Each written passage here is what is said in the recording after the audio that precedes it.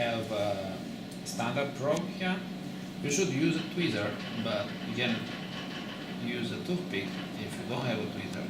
The idea is you put it, you kind of slide it on top of your glass carrier on an AGM probe and try to center it so it stays right here by midway. So what I will do next, I will connect it to the AGM. One precaution, it will be to discharge myself because this is electrostatic sensitive, a preamplifier. So every time you'll notice I will touch a metal surface which is grounded. So I will need to touch. This is grounded, so it's easier to remember. Just touch this part, and the probe has white dot. It's for your orientation. So white dot will be in the front. If you look at the connector on the AGM transducer head, you'll also notice that this pattern of all of the pin will tell you that this part is front. Okay?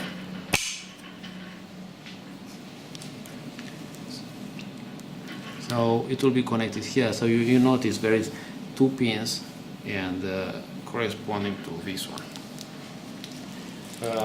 Notice also that the sensitive part of AGM probes is toward the tip. There is a glass carrier and also for extension. So you should avoid touching this or bending or any stress to it because it will break. And obviously if it will break, you will get to buy a new one. So, or maybe it's there. But in any case, don't touch the tip. And all the time be aware where the tip goes. Don't look at this part because this part is not sensitive, but the lower part is very sensitive.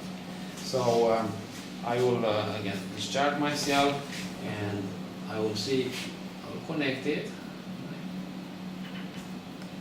It's just a push-in connection, so goes up. Okay. You can show from front probably. It will be also interesting. So now the probe is connected, but it's not floating yet. To float means we'll release this suspension, and if you look at it, it's isolated from the rest of the system. It's mechanically isolated. It stays on some springs, and it kind of floats. And you should adjust this gap to be about 1 millimeter or more from this tension spring. So inside there are 4 springs, and by turning these screws, you actually adjust the tension because you want it horizontal and equally spaced. So if I want to do anything with a probe, I will lock this, so now I can take it out and put it in. But when it will be for measurements, I will need to unlock it and let it float. Okay. Another part you need to be careful is when you lower the probe in the gap where its measurement place, you should not bump it into coils or ball caps or anything. Because that's a sure way to break it. One small parenthesis about the AGM principle.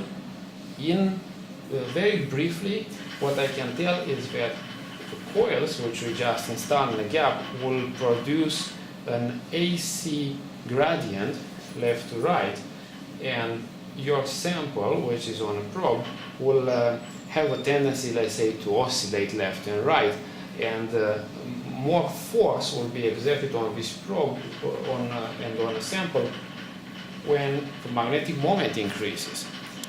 How will increase the magnetic moment? If it's ferromagnetic, let's say we apply a bias DC field with an electromagnet, and as you know, will go up on hysteresis, therefore it will be a stronger force.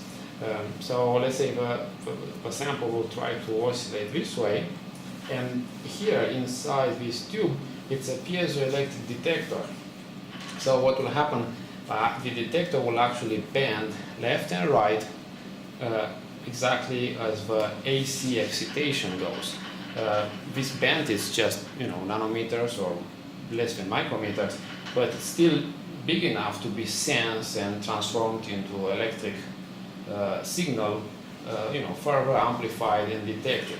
So AGM is practically the reverse of a VSM. It's a force measurement.